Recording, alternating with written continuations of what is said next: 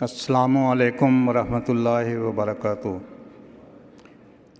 اشہد ان لا الہ الا اللہ وحدہ لا شریک لہ واشہد ان محمدا عبدہ ورسولہ، اما بعد فاعوذ باللہ من الشیطان الرجیم، بسم اللہ الرحمن الرحیم۔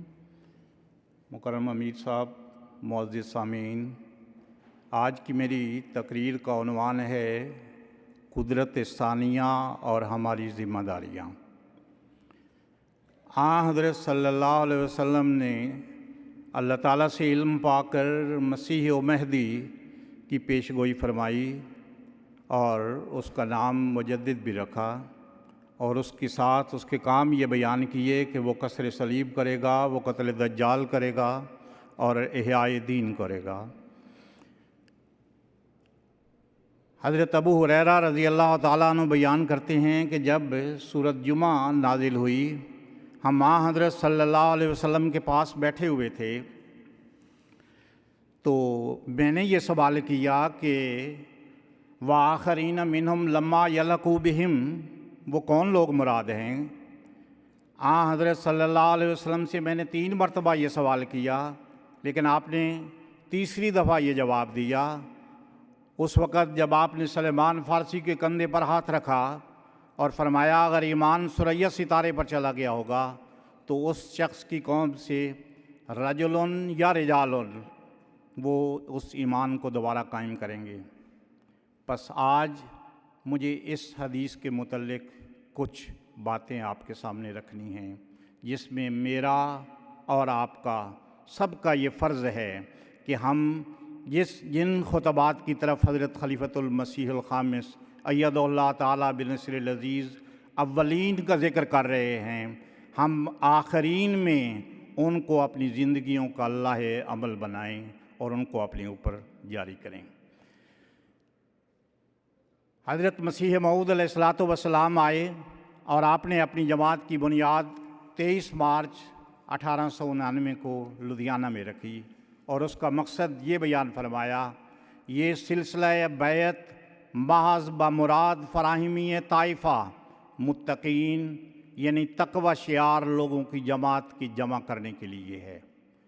یعنی وہ گروہ جنہوں نے حضرت اقدس مسیح موعود علیہ السلام کے ساتھ سفر شروع کیا، وہ ایک متقین کا گروہ تھا، اور ان کی قربانیاں بہت زیادہ ہیں جن کا میں ذکر نہیں کر سکتا، لیکن حضرت مسیح موعود علیہ السلام کے زمانے میں عبد الحکیم نے یہ اعلان کیا، عبد الحکیم مرتد نے، کہ آپ کی جماعت میں تو صرف ایک مولوی حکیم نور الدین ہیں اور ایک مولوی عبد الکریم ہیں، اس کے علاوہ تو اور کوئی ایسا کوئی نیک نہیں ہے۔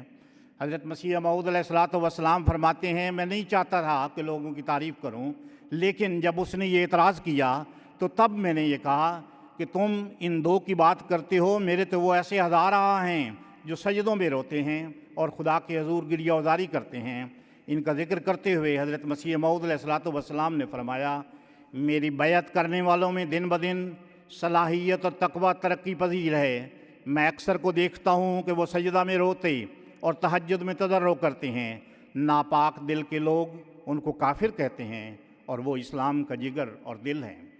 ایک دفعہ حضرت مسیح موعود علیہ السلام نے ازالہ اوہام میں مختلف صحابہ کا ذکر کیا، اور آپ نے فرمایا کہ امرتسر کی مخلص جماعت، لاہور کی مخلص جماعت، سیالکوٹ کی مخلص جماعت، ہماری کپورتھلا کی مسجد جماعت اور ہندوستان کے شہروں کی مخلص جماعتیں وہ نور اور اخلاص اور محبت اپنے اندر رکھتی ہیں کہ ایک بافراست آدمی ان کے منہ دیکھے تو یقیناً سمجھ لے کہ یہ خدا کا معجزہ ہے۔ حضرت مسیح موعود علیہ السلام نے فرمایا تم کو خدا نے اس لیے بنایا ہے، اس لیے بھیجا ہے کہ تم کو دیکھ کر لوگوں کو خدا یاد آوے، کہ تم چلتے پھرتے وہ نمونے ظاہر کرو کہ جس کے ذریعے سے لوگوں پر ایمان بڑھے۔ حضرت مولوی غلام رسول صاحب راجے کی اس زمانے کا ذکر کرتے ہوئے فرماتے ہیں سبحان اللہ، وہ کیا مبارک زمانہ تھا کہ نماز کے وقت نمازیوں کے خشوع و خضوع، رقت قلب اور اشکبار آنکھوں کے ساتھ گڑ گڑانے اور آہ و بکا کرنے کا شور مسجد مبارک میں بلند ہوتا تھا۔ لوگ آستانہ الہی پر سر بسجود ہوتے اور مسجد مبارک وجدانی صداؤں سے گونج اٹھتی تھی۔ یہ وہ زمانہ تھا جو حضرت مسیح موعود علیہ الصلوۃ والسلام کا زمانہ تھا، اور اس کا میں کچھ اور بھی آگے ذکر کروں گا۔ حضرت مسیح موعود علیہ الصلوۃ والسلام کو اپنے فکر تھی آئندہ کی۔ جب آپ کو الہامات ہوئے کہ آپ کی وفات کا وقت قریب آ گیا ہے، تو آپ نے حضرت مسیح موعود علیہ الصلوۃ والسلام نے ایک رسالہ لکھا، الوصیت، اور اس میں قدرت ثانیہ کا ذکر کیا اور اس کے ساتھ نظام وصیت کا ذکر کیا۔ آج مجھے اس موضوع پر صرف اس ذمہ داری کی طرف احباب جماعت کو توجہ دلانا ہے، جس کی بنیاد حضرت اقدس مسیح موعود علیہ الصلوۃ والسلام نے رکھی اور آج ہمارے ہاتھوں میں تھمائی ہے کہ ہم نے اس قدرت ثانیہ کو مضبوط کرنا ہے نظام وصیت کے ساتھ شامل کرنے میں۔ وہ رسالہ صرف 30 صفحات پر مشتمل ہے، اور سب سے پہلے آپ نے حضرت مسیح موعود علیہ الصلوۃ والسلام نے فرمایا تمہارے لیے دوسری قدرت کا دیکھنا ضروری ہے، اور اس کا آنا تمہارے لیے بہتر ہے، کیونکہ وہ دائمی ہے جس کا سلسلہ قیامت تک منقطع نہیں ہوگا۔ دوسری قدرت کے لیے حضرت مسیح موعود علیہ الصلوۃ والسلام نے فرمایا وہ خدا کی طرف سے آئے گی اور قیامت تک رہے گی۔ میں تو ایک مجسم قدرت ہوں، لیکن وہ دوسری جو قدرت ثانیہ ہے وہ آئے گی۔ آپ نے فرمایا خدا اس دوسری قدرت کو تمہارے لیے بھیج دے گا جو ہمیشہ تمہارے ساتھ رہے گی۔ بس قدرت ثانیہ جو ہے خدا کی طرف سے آئی ہے اور خدا کی طرف کے لیے ہی ہے، اور ہم نے اس کو مزید مضبوط کرنا ہے۔ کس کے ذریعے سے؟ نظام وصیت کے ذریعے۔ وہاں پر حضرت مسیح موعود علیہ الصلوۃ والسلام نے اس کے بعد یہ ذکر کیا کہ ہمارا خدا وعدوں کا وفا کرنے والا اور ہماری ساری باتوں کو پورا کرنے والا ہے۔ آپ فرماتے ہیں ہم ایک زندہ خدا پر یقین رکھتے ہیں جو ہر دم زندہ اور حی اور قیوم اور خدا کے ہاتھ کا لگایا ہوا پودا ہے۔ وہاں پر جب حضرت مسیح موعود علیہ الصلوۃ والسلام نے یہ کتاب لکھی دسمبر میں، تو اس کے بعد 16 جنوری 1905 کو ایک خادم قادیان میں آیا اور وہ رونے لگ گیا۔ حضرت مسیح موعود علیہ الصلوۃ والسلام نے فرمایا کیا بات ہے؟ انہوں نے کہا جی آپ کی وفات کا وقت قریب آ گیا ہے۔ حضرت مسیح موعود علیہ الصلوۃ والسلام نے فرمایا یہ وقت انبیاء کی جماعتوں کو دیکھنا پڑتا ہے۔ خدا نشان دکھاتا ہے اور دوسری قدرت ظاہر کر کے۔ دنیا نبی کو چالاک اور دکاندار سمجھتی ہے، لیکن وہ دوسری قدرت لا کر یہ بتانا چاہتا ہے کہ دراصل اس کے پیچھے خدا کا ہاتھ تھا، اس لیے کوئی گھبرانے کی ضرورت نہیں۔ پس وہ قدرت ثانیہ ہمارے لیے قائم ہوئی، سب سے پہلے 27 مئی 1908 کو، پھر دوسری دفعہ اس قدرت ثانیہ کا ظہور ہوا 14 مارچ 1914 کو، پھر تیسری قدرت ثانیہ کا ظہور ہوا 9 نومبر 1965 کو، پھر چوتھی قدرت ثانیہ کا ظہور ہوا 10 جون 1982 ربوہ میں، پھر پانچویں قدرت ثانیہ کا ظہور مسجد فضل لندن 22 اپریل 2003 میں ہوا۔ یہ تو قدرت ثانیہ تھی جو وعدہ تھا پورا ہوا، اور ہر اس دور میں مخالفت کی اندرونی بھی اور بیرونی بھی آندھیاں اٹھیں۔ جماعت کو مٹانے کا زوم لے کر اٹھنے والے لوگ خود ملیا میٹ ہو گئے اور ناکام و نامراد ہو گئے، اور یہ ثبوت ہمارے لیے مہیا کر گئے کہ ہمیشہ خدا تعالیٰ کا جو وعدہ ہے کہ وہ تائید اور نصرت کرتا رہے گا، وہ پہلے بھی کرتا رہا، آئندہ بھی کرتا رہے گا، لیکن یہ وعدہ ہے کچھ شرائط کے ساتھ، اور وہ شرط یہ ہے کہ ہم اس کے دست و بازو بن جائیں۔ اس قدرت ثانیہ کے لیے مضبوط کرنے کے لیے اس کے ساتھ اس طرح وابستہ ہوں جس طرح گاڑیاں انجن کے ساتھ ہیں، اور اس کے ہاتھ میں اس طرح ہوں جس طرح میت غسال کے ہاتھ میں ہوتی ہے، اور اس کی پیروی اس طرح کرنے والے ہوں جس طرح نبض حرکت قلب کی پیروی کرتی ہے۔ حضرت مسیح موعود علیہ الصلوۃ والسلام نے جب یہ کتاب لکھی، اس وقت سب سے پہلے موسی بابا محمد حسن صاحب تھے۔ کہتے ہیں رات کے وقت حضرت مسیح موعود علیہ الصلوۃ والسلام آئے اور کہا کہ یہ کتاب لکھنی ہے، چنانچہ صبح تک وہ کتاب تیار ہو گئی، اور میں نے جب یہ آیت پڑھی کہ تم نیکی کو اس وقت تک پا نہیں سکتے جب تک کہ تم اپنی پیاری چیز نہ خدا کی راہ میں خرچ کرو۔ کہتے ہیں مجھے نہری زمین تھی، میں نے وہ پیش کر دی، پھر میرے پاس ایک قادیان میں مکان تھا، میں نے وہ پیش کر دیا، پھر میں نے اپنی زندگی تو میں پہلے ہی وقف کر چکا تھا، میں نے اپنے ایک دوست عبد الرحیم صاحب کو بلایا، میں نے کہا یہ لکھ لو۔ انہوں نے کہا ابھی تو حضرت مسیح موعود علیہ الصلوۃ والسلام نے شروع ہی نہیں کیا، تو آپ کیسے؟ میں نے کہا میں نے آپ کو مشورے کے لیے نہیں بلایا، میں نے تو آپ کو اس لیے بلایا ہے کہ تم میرے گواہ بن جاؤ۔ بھائی عبد الرحمن صاحب قادیانی ہندو سے اسلام لائے تھے، بچپن میں اسلام لائے، اور ان کا والد آئے، حضرت مسیح موعود علیہ الصلوۃ والسلام نے ان کے حوالے کر دیا۔ صحابہ نے عرض کی یا حضور یہ تو واپس نہیں آئے گا، فرمایا ہمارا ہوگا تو وہ واپس آ جائے گا۔ کہتے ہیں میں قادیان سے باہر تھا، جب کتاب لکھی گئی حضرت مسیح موعود علیہ الصلوۃ والسلام نے میرے پاس اس کو پیش کیا، تو میں نے اسی وقت اپنی جائیداد کا 1/10 حصہ آمد ادا کر دیا، اور جو جائیداد متروکہ تھی اس کا 1/5 حصہ میں نے وصیت کر دی، اور 100 روپیہ لے کر میں حضرت اقدس مسیح موعود علیہ الصلوۃ والسلام کی خدمت میں حاضر ہو گیا کہ میری یہ وصیت قبول کریں۔ یہ وہ لوگ تھے جو حضرت مسیح موعود علیہ الصلوۃ والسلام کے زمانے میں قربانیاں کرنے والے تھے، اور انہوں نے اپنا تن من دھن خدا کی راہ میں فدا کر دیا تھا۔ انہی میں سے ایک میاں محمد موسیٰ نیلا گنبد لاہور والے بھی تھے۔ حضرت مسیح موعود علیہ الصلوۃ والسلام کو ایک دفعہ خواہش پیدا ہوئی کہ ایک جگہ خریدنی ہے، وہ اسی وقت لاہور گئے اور لا کر اپنی سرایہ کو بیچ کر 3-4 ہزار روپے حضرت مسیح موعود علیہ الصلوۃ والسلام کی خدمت میں پیش کر دیے، اور حضرت مسیح موعود علیہ الصلوۃ والسلام نے آخر میں آپ کو ایک سرٹیفکیٹ دیا، موسیٰ صاحب آپ نے دین کی بہت خدمت کی ہے۔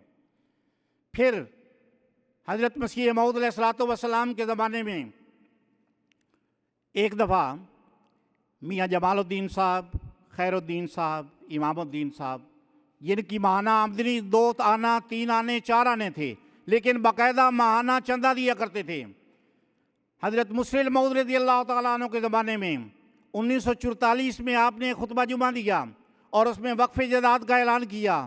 اس موقع پر میاں خدا بخش صاحب گوندل نمبردار کوٹ مومن، انہوں نے اپنی جائیداد کا تخمینہ لگا کر جو اس وقت 2 لاکھ بنتا تھا، حضرت مسلم موعود رضی اللہ تعالیٰ عنہ کی خدمت میں پیش کیا اور کہا مال کیا چیز ہے، ہماری تو جان بھی حاضر ہے، اور حضرت مسلم موعود رضی اللہ تعالیٰ عنہ کی خدمت میں پیش کر دیا۔ میں ان لوگوں کا ذکر اس لیے کر رہا ہوں کہ ان کی اولادیں آج آپ کے سامنے موجود ہیں، یہ چلتے پھرتے وجود ہیں، جنہوں نے خدا کے فضلوں کو ان کے باپ والدین نے قربانیاں کی اور آج اس کا پھل کھا رہے ہیں، اور آپ میں سے ایک ایک خدا تعالیٰ کی اس تائید اور نصرت کا گواہ ہے کہ جو خدا تعالیٰ نے ان آپ لوگوں نے قربانیاں کی اس کی وجہ سے آج آپ یہاں بیٹھے ہیں۔ جب آپ واپس جاتے ہیں ہمیشہ یہی شکوہ ہوتا ہے کہ ہم سامان لے کر جانا چاہتے تھے، جہاز والوں نے اجازت نہیں دی۔ اللہ تعالیٰ نے آپ پر فضل کیا ہے۔ شمس الدین صاحب ایک درویش تھے، دست غیب سے ان کی قدرت، دست غیب سے ان کا مال آیا کرتا تھا، ان کی اور کوئی آمد نہیں تھی۔ 1901 میں انہوں نے وصیت کی، 1950 میں وہ وفات پا گئے، لیکن اپنا چندہ انہوں نے 1990 تک دے دیا۔ سوال چندہ کا نہیں تھا، سوال 1 روپیہ یا 2 روپیہ کا نہیں تھا، سوال اس جذبہ کا تھا جو اس مختلف انسان کے اندر موجود تھا۔ وہ معذور تھا مگر ساری زندگی اس کمرے میں گزار دی، لیکن اس کا دل خدمت اسلام کے لیے متحرک تھا۔ احمدیوں، ہم نے حضرت اقدس مسیح موعود علیہ الصلوۃ والسلام کو مانا ہے، اور ہم نے اس ایمان کو دوبارہ قائم کرنا ہے جو حضرت مسیح موعود علیہ الصلوۃ والسلام قائم کر کے گئے تھے۔ ہم انگوٹھی پہنتے ہیں اور اس کے اوپر علیہ صلی اللہ بکاف عبدہ کا لکھا ہوتا ہے۔ حضرت مسیح موعود علیہ الصلوۃ والسلام فرماتے ہیں جب میرے والد صاحب کی وفات ہوئی تو میں پریشان ہو گیا کہ اس کے بعد کیا بنے گا، اور میں پریشان تھا، تب اللہ تعالیٰ کی طرف سے یہ اعلان ہوا۔ حضور فرماتے ہیں کہ جب یہ مبشرانہ اعلان ہوا، خدا نے اس کو اس طرح سچا کر کے دکھلایا کہ میرے خیال اور وہم و گمان میں بھی نہ تھا، اور وہ میرا ایسا متکفل ہوا کہ کبھی کسی باپ کا ہرگز کوئی متکفل نہیں ہوگا۔ پس جب ہم یہ انگوٹھی پہنتے ہیں، دراصل ہم اس بات کا اعلان کر رہے ہوتے ہیں کہ ہمارا خدا ہماری ہر ضرورتوں کو پورا کرے گا۔ پس نظام وصیت کی طرف حضرت مسیح موعود علیہ الصلوۃ والسلام نے جو توجہ دلائی، وہ توجہ اس لیے تھی کہ تم خدا کے لیے ہو جاؤ اور خدا ہمارا ہو جائے۔ حضرت مسیح موعود علیہ الصلوۃ والسلام نے اس کے لیے چند شرائط لکھی، اور آپ نے فرمایا خدا کی رضا کو تم کسی طرح پا نہیں سکتے جب تک تم اپنی رضا چھوڑ کر، اپنی لذات چھوڑ کر، اپنی عزت چھوڑ کر، اپنا مال چھوڑ کر، اپنی جان چھوڑ کر اس کی راہ میں وہ تلخی نہ اٹھاؤ جو موت کا نظارہ تمہارے سامنے پیش کرتی ہے۔ تمہیں خوشخبری ہو کہ قرب کا میدان خالی ہے۔ خدا مجھے مخاطب کر کے فرماتا ہے کہ میں اپنی جماعت کو اطلاع دوں تا جو لوگ ایمان لائے، ایسا ایمان جو اس کے ساتھ دنیا کے ملولی نہیں، اور وہ ایمان یا نفاق، وہ ایمان نفاق یا بزدلی سے آلودہ نہیں، اور وہ ایمان اطاعت کے کسی درجہ سے محروم نہیں۔ ایسے لوگ خدا کے پسندیدہ لوگ ہیں۔ خدا فرماتا ہے کہ وہی ہیں جن کا قدم صدق کا قدم ہے۔ حضرت اقدس خلیفۃ المسیح الخامس ایدہ اللہ تعالیٰ بنصر العزیز نے ہم سے کچھ عرصہ پہلے، چند سال پہلے ایک خواہش کا اظہار کیا تھا، اور آپ فرماتے ہیں میں اپنی اس خواہش کا اظہار کر چکا ہوں کہ 2008 میں جب خلافت احمدیہ کو قائم ہوئے انشاءاللہ 100 سال پورے ہو جائیں گے، تو دنیا کے ہر ملک میں، ہر جماعت میں جو کمانے والے افراد ہیں، جو چندہ دہند ہیں، ان میں سے کم از کم 50% ایسے لوگ ہوں جو حضرت اقدس مسیح موعود علیہ السلام کے اس عظیم الشان نظام میں شامل ہو چکے ہوں۔ یہ افراد جماعت کی طرف سے اللہ تعالیٰ کے حضور حقیر سا نذرانہ ہوگا، جو جماعت کے خلافت کے 100 سال پورا ہونے پر شکرانے کے طور پر اللہ تعالیٰ کے حضور پیش کر رہی ہوگی۔ یہ حضرت خلیفۃ المسیح کی طرف سے آواز ہے، یہ اس قدرت ثانیہ کی طرف سے آواز ہے، اور ہمیں اعلان کا ہمارے لیے سبق ہے اس بات کا کہ ہم نے اس پر لبیک کہنا ہے۔ حضرت مسلم موعود رضی اللہ تعالیٰ عنہ فرماتے ہیں خلیفہ استاد ہوتا ہے اور جماعت کا ہر فرد شاگرد۔ جو لفظ بھی خلیفہ کے منہ سے نکلے وہ عمل کیے بغیر نہیں چھوڑنا۔ آپ فرماتے ہیں خلافت کے جو یہ معنی ہیں کہ جس وقت خلیفت کے منہ سے کوئی لفظ نکلے اس وقت سب سکیموں، سب تجویزوں اور سب تدابیر کو پھینک کر رکھ دیا جائے کہ اب وہی سکیم، وہی تجویز اور وہی تدبیر مفید ہے جس کا خلیفہ وقت کی طرف سے حکم ملا ہے۔ جب تک یہ روح جماعت میں پیدا نہ ہو اس وقت سب خطبات رائے گاں، تمام سکیمیں باطل اور تمام تدبیریں ناکام ہیں۔ اگر واقعی وفاداری ہے، جان، مال، وقت اور عزت کے عہد کو عملی جامہ پہنانا چاہتے ہیں، تو حضور اقدس ایدہ اللہ تعالیٰ بنصر العزیز کے مبارک الفاظ سے آپ کو یاد کراتا ہوں۔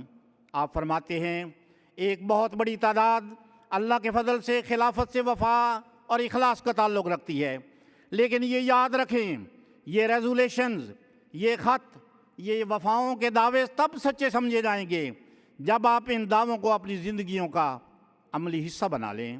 یہ کہ وقتی جوش کے تحت نعرہ لگا لیا اور جب مستقل قربانیوں کا وقت آئے تو سامنے 100 مسائل کے پہاڑ کھڑے ہو جائیں۔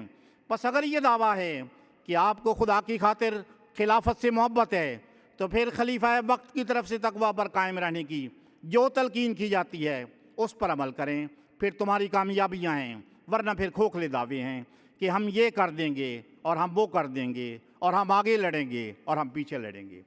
نظام وصیت ہے کیا؟ اللہ تعالیٰ قرآن کریم میں فرماتا ہے یقیناً اللہ تعالیٰ نے مومنوں سے جنت، ان کی جانیں اور ان کے اموال خرید لیے اور اس کے بدلے میں انہیں جنت ملے گا۔ حضرت صلی اللہ علیہ وسلم نے فرمایا جب وہ مسیح موعود علیہ السلام آئیں گے تو وہ اپنی جماعت کو جنت میں ان کے درجات سے آگاہ کریں گے۔ حضرت اقدس مسیح موعود علیہ السلام نے اس کے متعلق دعائیں کی۔ آپ فرماتے ہیں سب سے پہلے الہامی طور پر آپ کو بتایا گیا کہ یہ بہشتی مقبرہ ہے۔ فرمایا اس بہشتی مقبرہ کے متعلق مجھے بھاری بشارتیں ملیں۔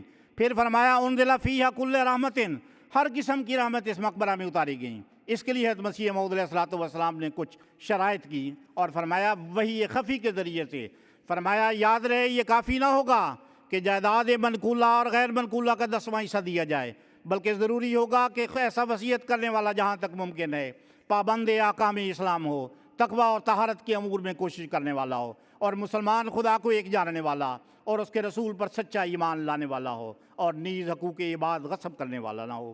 حضرت اقدس مسیح موعود علیہ السلام نے ان موسیان کے لیے دعائیں کی اور 3 دفعہ دعائیں کی۔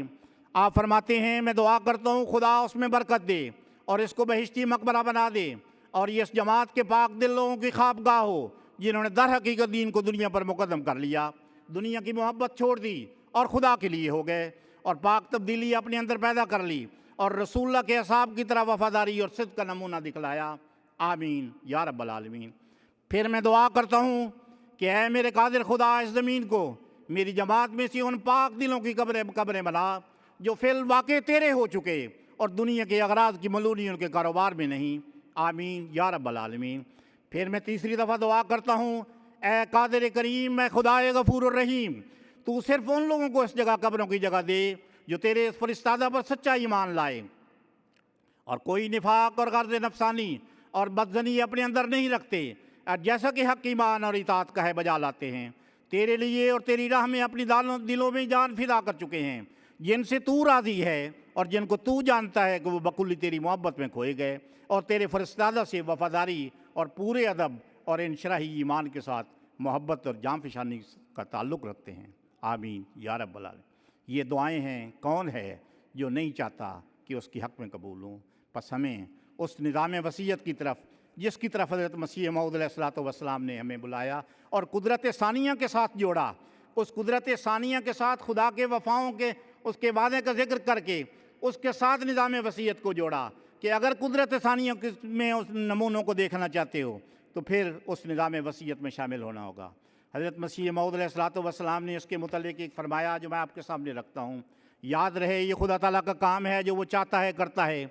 बिला शबा उसने इरादा किया है इस इंतज़ाम से मुनाफिक और मोमिन में तमीज़ करे, और हम खुद महसूस करते हैं जो लोग इस इलाही इंतज़ाम पर इतला पा कर बिला तवक्कुफ़ इस फ़िक्र में पड़ती हैं कि 10वां हिस्सा कुल जायदाद का खुदा की राह में दें, बल्कि इससे भी ज़्यादा अपनी जोश दिखलाते हैं, वो अपनी ईमानदारी पर मुहर लगा देते हैं।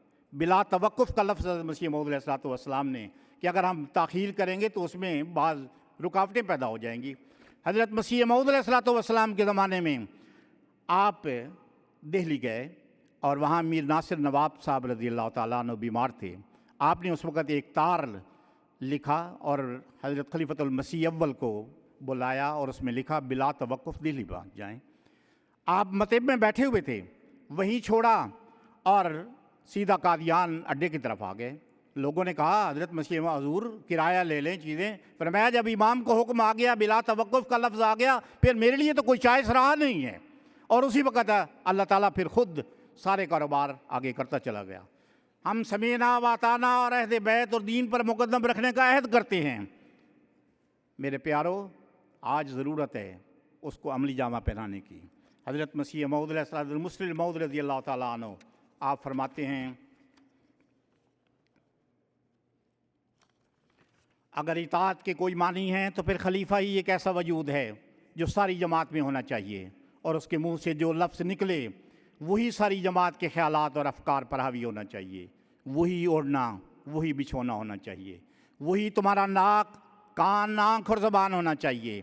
हाँ, तुम्हें हक़ है कि अगर किसी बात में तुम खलीफा वक्त से इख्तलाफ रखते हो तो उसे पेश करो।